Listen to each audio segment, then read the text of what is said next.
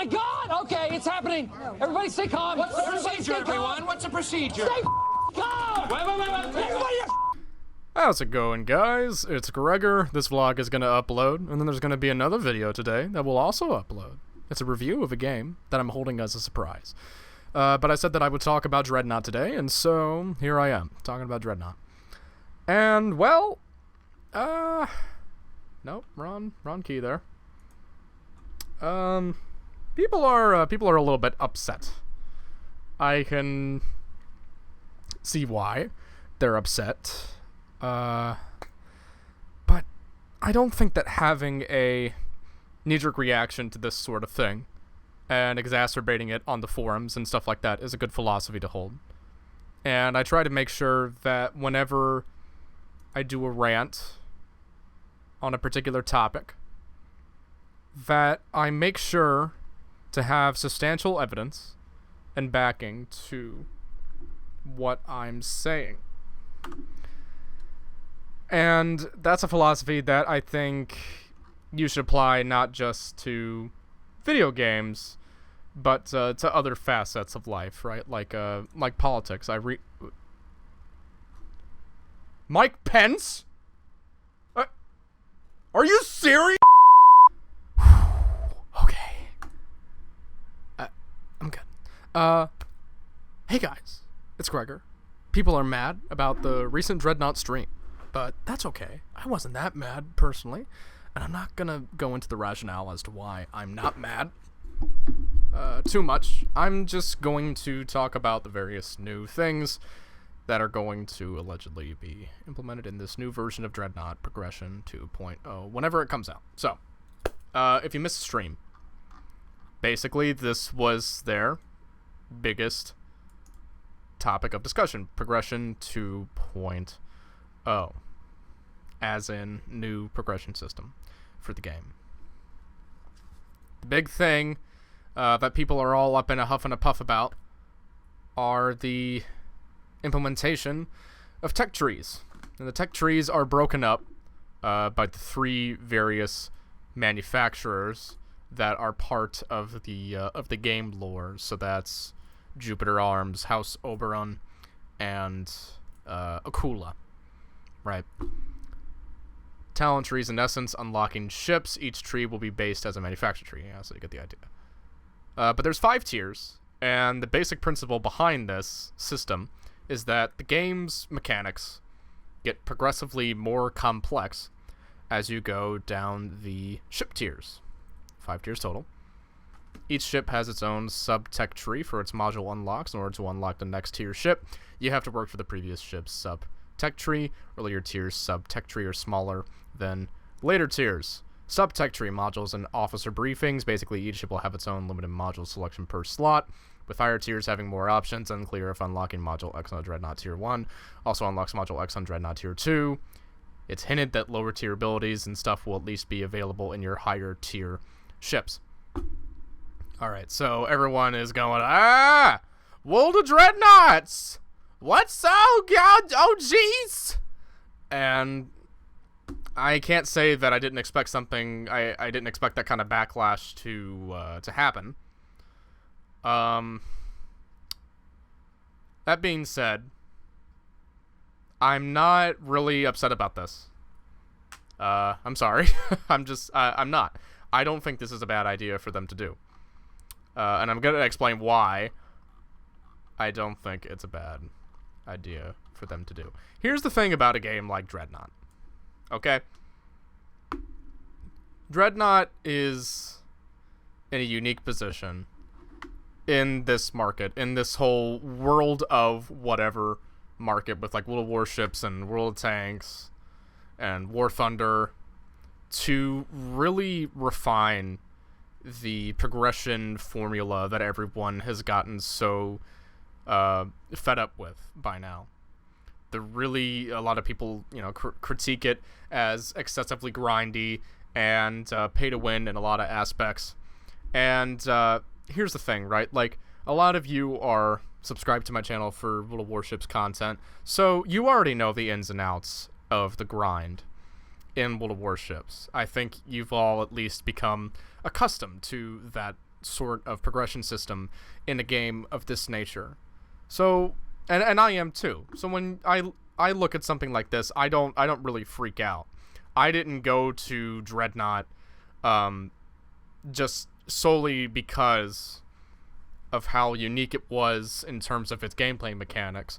I also thought that Dreadnought had a unique posture to do some new and interesting things with this kind of formula of a progression system with different ship classes and things of that nature. Here's the main thing that I like about this new system that they're implementing, and I hope that if they have enough time to work with it, they can really, really make it work.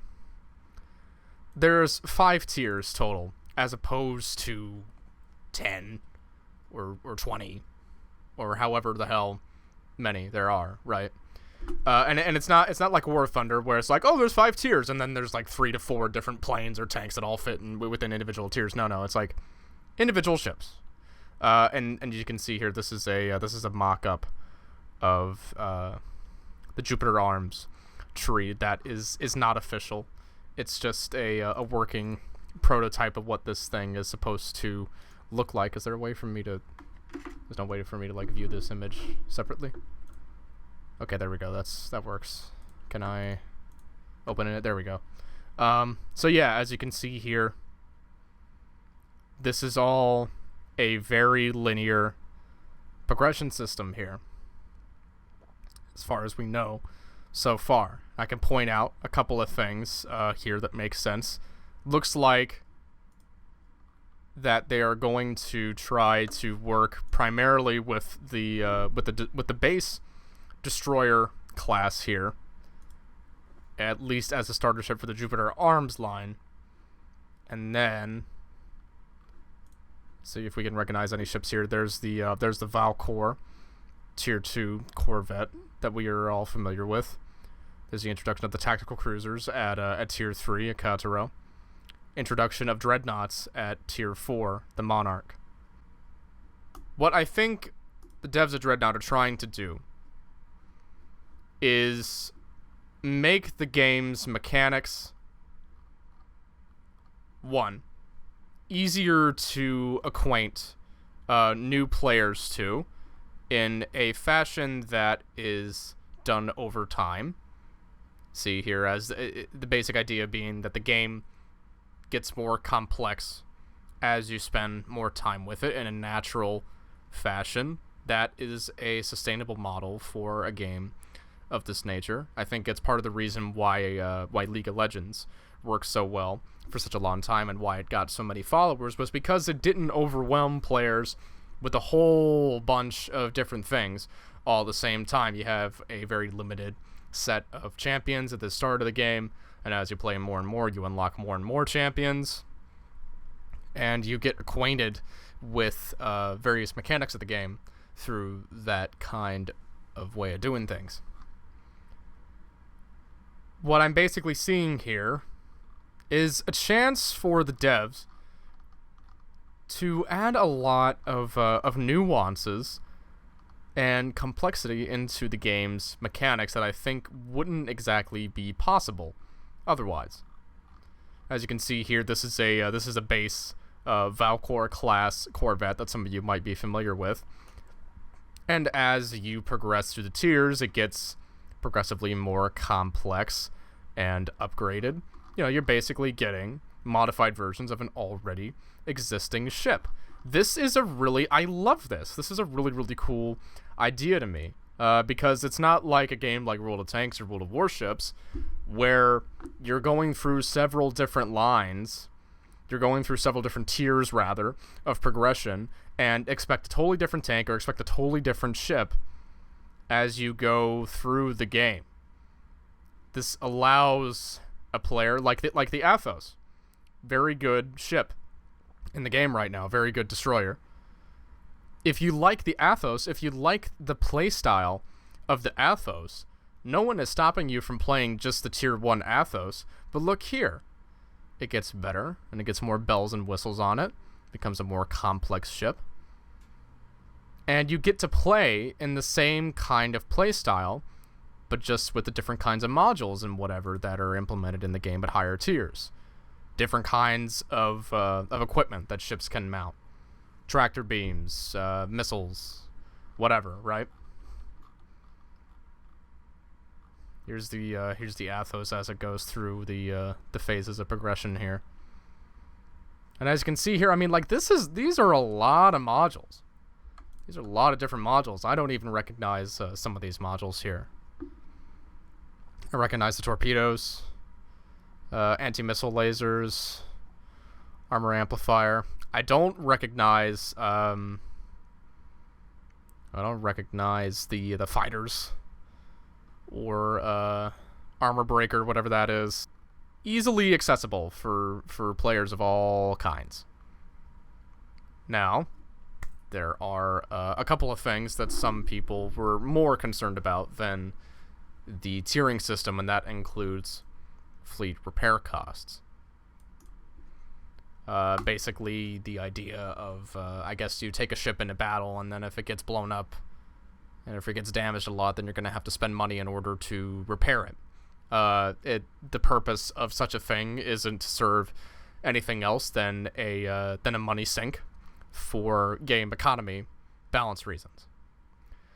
Do I think that fleet repairs are particularly necessary in this game? Now that is one thing that I kind of agree with. The initial knee-jerk reaction here. I'm not a huge fan of the fleet repair system for Dreadnought. I don't think it's I think it can do... I don't know if it's necessarily a horrible addition to the game, but I think the game can do without it. Then again, I don't really have an argument as to why it should or shouldn't be implemented. I just kind of have a gut feeling about it. And yeah, they need an FP sync, or people will eventually just pile it up, and it should be higher on the higher tiers, so people don't get hampered in the progression too much early on. But my main criticism of a fleet repair system comes from a point that this guy outlines here, is that it's going to discourage people from playing on the front line, which is a necessary part in most team compositions. A defensively played Dreadnought already gains less points than a good healer or sniper. Now he'd probably also get less currency out of it because he did his job. This is assuming that the repair cost is based off of, say, damage taken. If the repair cost is not based off of damage taken, then I don't really know what it's based on. Is it like the length of the match? Is it a static thing that is determined by a win or loss with a specific ship? If the repair cost is relatively static, this guy puts out, and it's not based on performance, it's essentially just a fixed cost that may as well have been baked into the match reward. I think that you should have incentives. I think you should gain more money for doing better in the match. I don't think you should be penalized for doing worse. I think that the loss of the game and the lack of a certain amount of credits that you were going to accrue because you lost that game is enough in and of itself. This game is very heavily based on the idea that, you know, you can take some risks when you're flying around your ships. Aggressive play is a very, very important part of playing the game properly.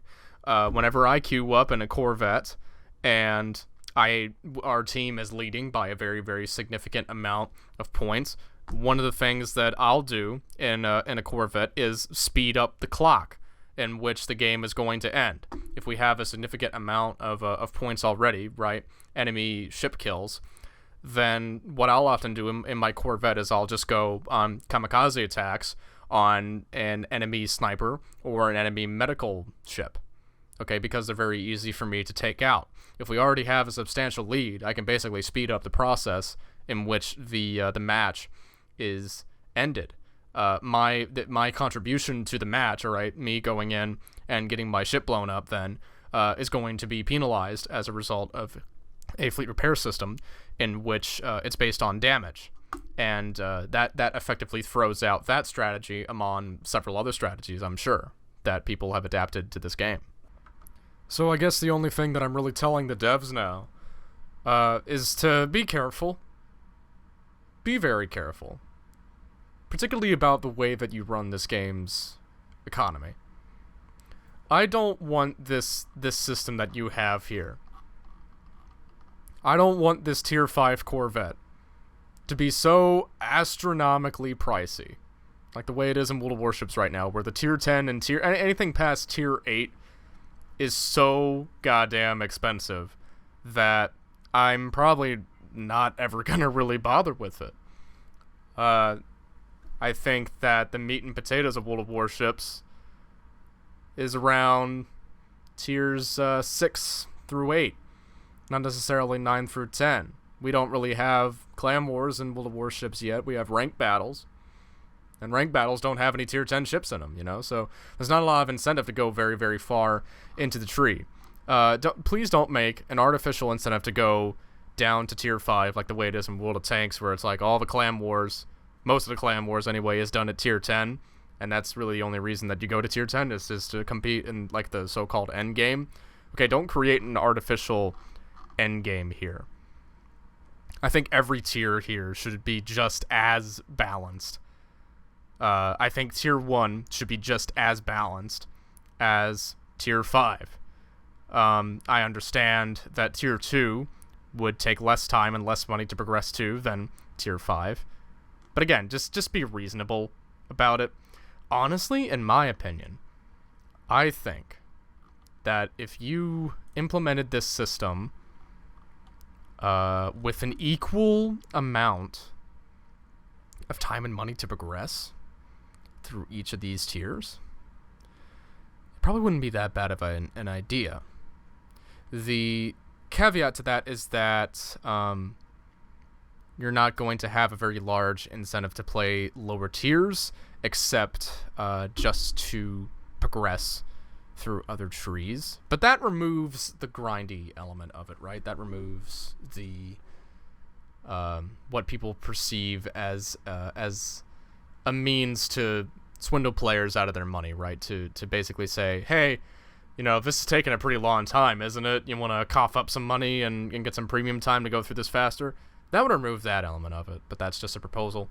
I have no idea how effective that proposal would be if it were to be implemented in-game. It's just something that you could test out, I suppose. At the end of it all, guys, Dreadnought is a game that is still in development, and it's probably going to be in development for a significant amount of time before it's finally finished. I don't think the idea of the tiering system is bad. I think the so-called fleet repair thing is a little bit unnecessary, and I hope that they don't go overboard with it. But aside from that, I'm looking forward to see where this game goes. Regardless, it has a lot of really interesting mechanics. It has the potential to become a good esports game, and it's just a lot of fun to play. So that's all I have to say about the recent Progression 2.0 stream that the developers of Dreadnought put together. And I will follow up this video with more Dreadnought content, for sure, in the future. Probably going to do some ship reviews and stuff like that. Alright, everybody. Take care.